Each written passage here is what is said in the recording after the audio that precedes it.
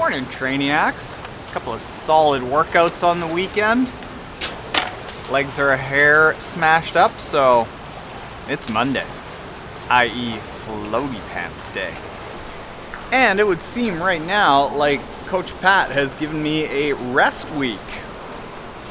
Really wasn't expecting that. It's like bonus Christmas. So floaty pants swim this morning, a little bit of strength workout later in the day, and if you are a runner, this is how you do triathlon.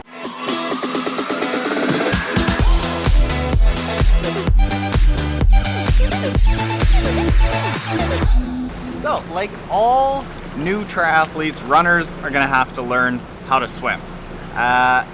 It's not that hard. However, for runners, there are a couple things that you need to keep in mind. Number one, it's not like running where just the harder you push, the faster you get. Very, very much not like that. Much more about technique. Second thing is that you can't go into these swim workouts with smashed up run legs. No.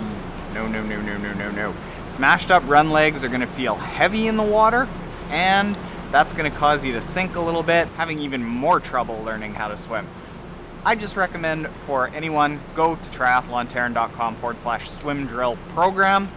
That is really actually that's like meant for runners. Runners will like it. All right, swim now.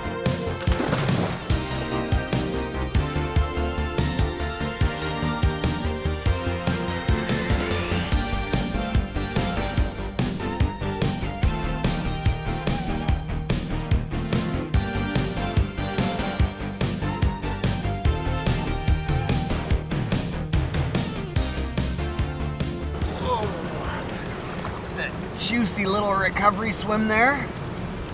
2100, 200 warm up, and then twice through 4 times 50 with a band, 4 times 100 really fast, 200 with snorkel, paddles, pole buoy, band, and then I added a bonus 200 kick set and 100 warm down, 2100, boom! Oh, graceful like a manatee.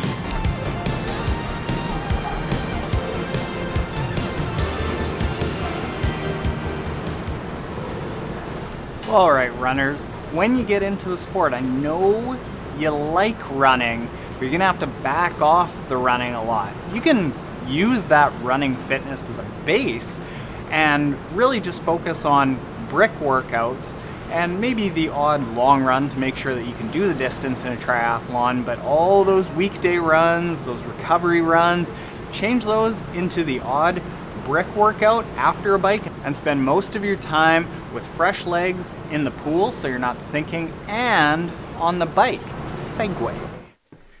So very much related to that whole thing about backing off of the run so that you've got more time for the other disciplines is what you need to do as far as the balance between the bike and the run. As I mentioned, you want to back off the run, but specifically what you want to be doing is adding in muscular endurance sets on the bike. So as a runner, you've probably got a very big engine. Running is very good for building your cardiovascular system.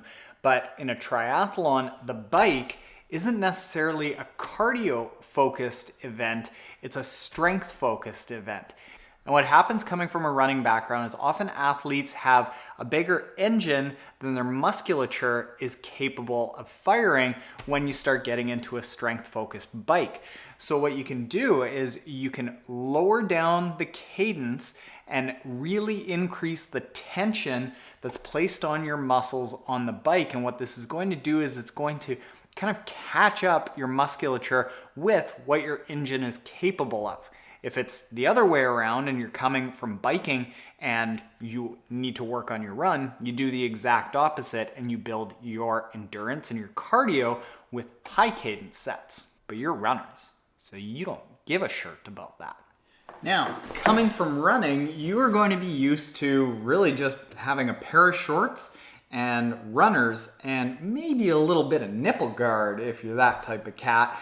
And that is enough gear for you. But in tri, you might think that you need a set of aero wheels, a road helmet, a tri helmet, an aero road shell, kettlebells for strength work. It's very intimidating before you get into triathlon thinking about how much gear you need.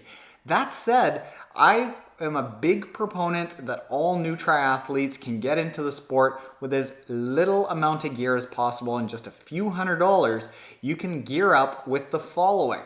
Tri-shorts, which also double as swim shorts. A cycling top, which can double as your race top. Mirrored goggles, which work well in the pool and in open water for your race. A set of aero bars on whatever bike you've got. Forget about like the few $1,000 bike here and the backup bike there. You don't need it. Whatever bike you've got, strap a set of aero bars on there, you're good.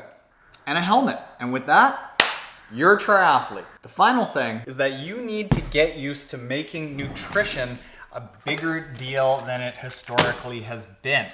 A lot of runners survive on water and aspirin.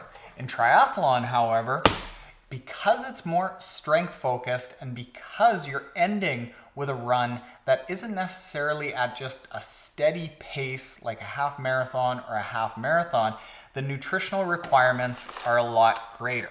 Especially when you start getting into half Ironmans and full Ironmans where you're out there for an entire day, you really need to have your race nutrition dialed in. Unfortunately, it just so happens that we have a race nutrition program that you can get to by going to triathlontaren.com/triathlon nutrition guide. Simplest URL I've ever come up with. So there you go, triathletes and runners. Make sure you're subscribed if you aren't already. If you are, hit that like button below. If you're into podcasts and dig the interview style, go to the Triathlon Taren podcast where we interview pros and industry awesome people. And if you are into triathlon tips, go check out the Triathlon Training Ask podcast that comes out 5 days a week, and in under 10 minutes, I answer triathlon questions. There we go. I'm out to do a strength workout. Later.